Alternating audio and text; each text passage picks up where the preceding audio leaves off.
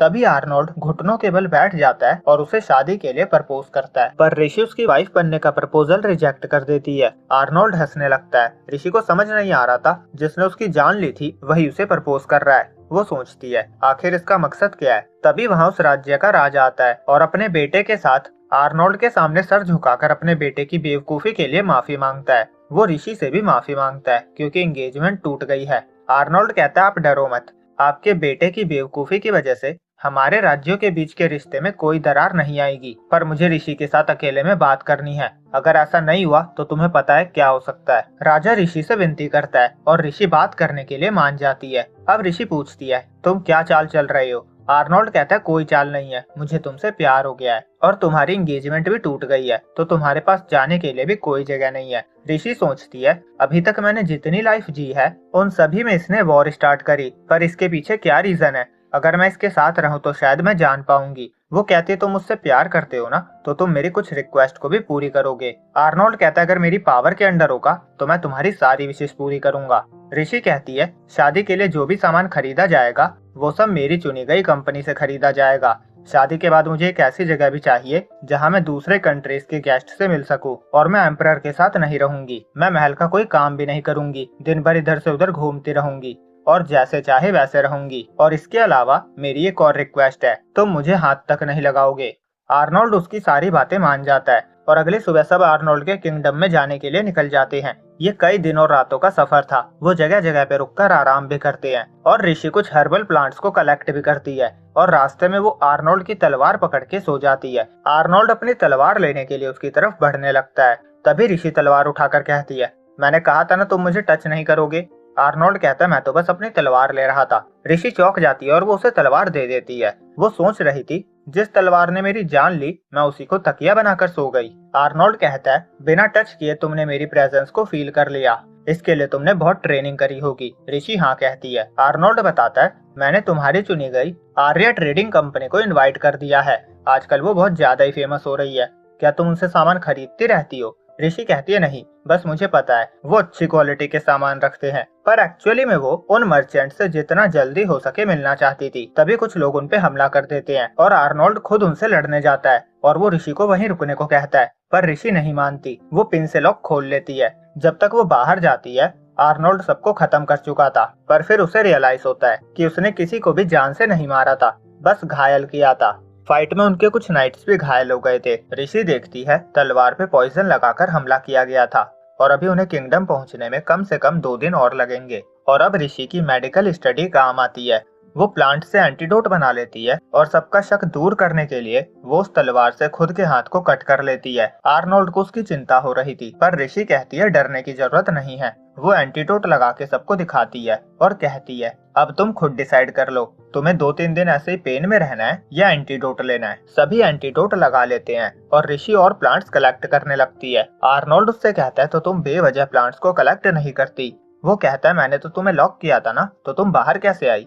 ऋषि कहती है ये सीक्रेट है, वैसे उसने ये अपनी 4th लाइफ में सीखा था जब उसने सर्वेंट का काम किया था। उसकी मालकिन हमेशा खुद को लॉक कर लेती थी और वो हमेशा लॉक को तोड़ा करती थी। अब आर्नोल्ड उसे देखे जा रहा था। ऋषि कहती है क्या हुआ, कुछ चाहिए क्या। आर्नोल्ड कहता नहीं, मैं बस सोच रहा था तुम और क्या क्या कर सकती हो और कैसे मुझे एंटरटेन करने वाली हो। ऋषि कहती है मैं ये सब एंटरटेनमेंट के लिए नहीं कर रही हूँ। आर्नोल्ड कहता है अभी तुमने जितने नाइट्स को ठीक किया है उनमें से एक स्लम में रहकर बड़ा हुआ है। गालकेहन खुद को योग्य दिखाता है, पर वहाँ बहुत सारे ऐसे लोग हैं जिनको उनके ओरिजिन की वजह से जज किया जाता है, पर उसे कोई फर्क नहीं पड़ा। उसने कड़ी ट्रेनिंग करी और नाइट बन गया। ऋषि कहती है तुम नाइट्स के बारे में बहुत जानते हो। वो कहता है हाँ, क्योंकि मैंने इन्हें खुद चुना है। वो उनको बचाने के लिए ऋषि को थैंक्स कहता है। ऋषि को समझ नहीं आ रहा था ये ऐसा ही है या नाटक कर रहा है, क्योंकि उसके दिमाग में उसकी अलग ही छवि थी। वो कहती है मैंने तो बस अपनी नॉलेज का यूज किया। आर्नोल्ड कहता है ऐसी बहुत कम लेडी है जिन्हें हर्बल मेडिसिन की नॉलेज है। ऋषि कहती है वैसे नाइट्स मेरे बारे में बहुत बात करते रहते हैं, उन्हें इतनी चिंता क्यों है। आर्नोल्ड बताता है उन्हें पता है तुम्हारी एंगेजमेंट टूट गई है। वो सोच रहे हैं मैं किस विलेनेस से शादी कर रहा हूँ। ऋषि कहती है तुमने एम्परर को मेरे बारे में क्या बताया है। आर्नोल्ड कहता है मैंने कहा तुम एक ड्यूक की बेटी हो जिसका कनेक्शन रॉयल फैमिली से है। उनके क्राउन प्रिंस के साथ तुम्हारी एंगेजमेंट होने वाली थी, पर मुझे तुम पसंद आ गई और मैंने तुम्हें छीन लिया। आर्नोल्ड ने ये कहा क्योंकि एक रानी का रॉयल फैमिली से होना जरूरी होता है। ऋषि कहती है मतलब मैं एक हॉस्टेज हूँ। आर्नोल्ड कहता है गालकेहन में ऐसे बहुत से लोग होंगे जो तुम्हारे प्रति रूड होंगे। ऋषि कहती है ये तो बहुत अच्छा है, अगर मुझे एक हॉस्टेज की तरह ट्रीट किया जाएगा तो मुझे किसी भी ऑफिशियल ड्यूटीज को पूरा नहीं करना पड़ेगा, मैं आराम से इधर उधर घूम सकती हूँ। वो आर्नोल्ड को थैंक्स कहती है और याद दिलाती है तुमने प्रॉमिस किया था तुम मुझे नहीं छू सकते, पर उस टाइम तुम मेरे हाथ को टच करने वाले थे।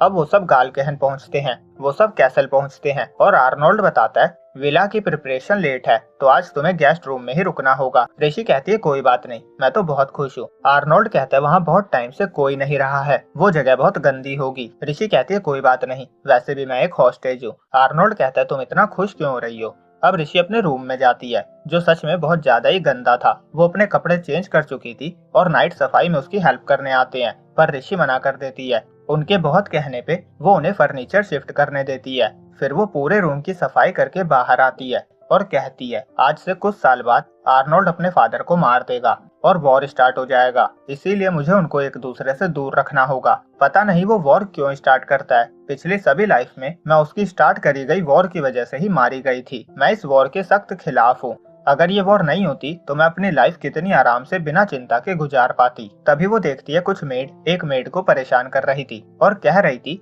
क्राउन प्रिंसेस को तो हम ही सर्व करेंगे। ऋषि उसके पास जाकर कहती है तुम ठीक तो हो, और दूसरी मेड्स को लगता है ऋषि कोई न्यू सर्वेंट है। वो कहती है तुम्हें अपने से एक्सपीरियंस मेड्स को रिस्पेक्ट देनी चाहिए, और ऋषि कहती है तुम्हें इन कर्टन को भी नहीं धोना चाहिए, बारिश होने वाली है। मेड कहती है तुम्हें कैसे पता। ऋषि कहती है बादलों को देखो और बर्ड्स भी बहुत नीचे उड़ रहे हैं। मेड को उसकी बात पे बिलीव नहीं होता और वो चली जाती है। फिर ऋषि उस मेड से पूछती है तुम्हें चोट तो नहीं लगी। वो कहती है नहीं, मैं बिल्कुल ठीक हूँ, मुझे बचाने के लिए थैंक्स, मेरा नाम एल्स है। वो ऋषि से पूछती है तुम कौन हो, पर ऋषि ये कहकर बात टाल देती है कि बारिश होने वाली है, चलो जल्दी अंदर चले। फिर वहाँ बारिश होती है। बारिश के बाद शाम को ऋषि बाहर आकर सिटी को देख रही थी। वो सोचती है जब मैं मर्चेंट बनी थी तो मेरा सपना था कि मैं पूरी दुनिया में ट्रैवल करूं। मैंने हर लाइफ में कोशिश करी पर कभी नहीं कर पाई। मैं जिस एक कंट्री में नहीं जा पा रही थी फाइनली आज मैं उस कंट्री में आ ही गई। तभी वो सेंस करती है और कहती है तुम्हें ऑफिशियल काम को छोड़कर यहाँ नहीं आना चाहिए। पीछे आर्नोल्ड था। वो कहता है मैं जब भी तुमसे मिलता हूँ तुम मुझे चौंका देती हो, मुझे उम्मीद नहीं थी तुम इतनी दूर से मेरी प्रेजेंस को सेंस कर लोगी। ऋषि कहती है मुझे पता है तुम अपनी पावर को एडजस्ट करके मुझे टेस्ट कर रहे थे कि मैं तुम्हें सेंस कर पाऊंगी या नहीं। आर्नोल्ड कहता है तुम क्या देख रही हो। ऋषि कहती है सिटी। फिर वो एक एक करके बिल्डिंग्स के बारे में पूछती है। आर्नोल्ड उसे बताता है वो लाइब्रेरी है और वो एक चर्च है जो क्लॉक टावर का भी काम करता है। और ऋषि को बहुत खुश देखकर वो पूछता है तुम इतनी एक्साइटेड क्यों हो। ऋषि कहती है मैं बहुत टाइम से यहाँ आना चाहती थी और देखो इस मैरिज की वजह से मैं फाइनली यहाँ आ पाई। मुझे ये कंट्री बहुत पसंद है। आर्नोल्ड कहता है इस कंट्री में कुछ खास नहीं है जिसकी तुम तारीफ करो। ऋषि कहती है ऐसा नहीं है, यहाँ इतने सुंदर प्लेसेस है, यहाँ के लोग भी बहुत अच्छे हैं। आर्नोल्ड उसे देखे ही जा रहा था। ऋषि कहती है क्या हुआ, मैंने कुछ गलत कह दिया क्या। आर्नोल्ड कहता है मैंने आज तक तुम्हारे जैसा कोई नहीं देखा। तुम्हारी ये बातें, नॉलेज, फिजिकल एबिलिटी, एक नोबल मैन की बेटी को इन सब की कोई जरूरत नहीं होती। ये सब सुनकर ऋषि को अपनी मॉम की बात याद आती है। उन्होंने कहा था तुम एक ड्यूक फैमिली में जन्मी हो, तुम्हारी पर्सनल फीलिंग्स की यहाँ कोई जरूरत नहीं है, तुम्हें बस रॉयल फैमिली में शादी करनी है। ऋषि कुछ सीखना चाहती थी पर उसकी मॉम ने कहा ये सब छोड़ दो और होम मेकिंग आर्ट पे ध्यान दो। अब वो कहती है अगर किसी को ये सब जरूरी नहीं लगता तो भी जो मैंने अपनी लाइफ में सीखा है वो मेरे लिए इम्पोर्टेंट है, मैं हमेशा इसे ट्रेजर करूंगी। मेरी लाइफ में क्या वैल्यू करता है और क्या नहीं ये मेरा खुद का फैसला होगा। आर्नोल्ड उसके गाल पे हाथ रखकर कहता है तुम्हें जो करना है तुम करो, मैं तुम्हारी सारी विश में तुम्हारे साथ हूँ और तुम्हें सपोर्ट करूंगा। ऋषि पूछती है पर क्यों। आर्नोल्ड कहता है मैंने कहा था ना क्योंकि मैं तुमसे प्यार करता हूँ। ऋषि मन में कहती है हमेशा की तरह झूठ। आर्नोल्ड कहता है मुझे तुमसे प्यार है और इसीलिए तुम्हारी हर विश मुझे दिल से पसंद है। और हाँ मैंने तुम्हारी एक रिक्वेस्ट तोड़ दी, मैंने तुम्हें अभी अभी छुआ तो तुम सोच लो तुम्हें क्या चाहिए। ये कहकर वो चला जाता है। ऋषि कहती है मैं इसे बिल्कुल भी नहीं समझ पा रही। वो कहती है तुम क्या साजिश कर रही हो आर्नोल्ड। तो आज के लिए इतना ही। अगले पार्ट के लिए लाइक और कमेंट करना ना भूले। जल्दी मिलते हैं अगले पार्ट में, जब तक के लिए बाय बाय।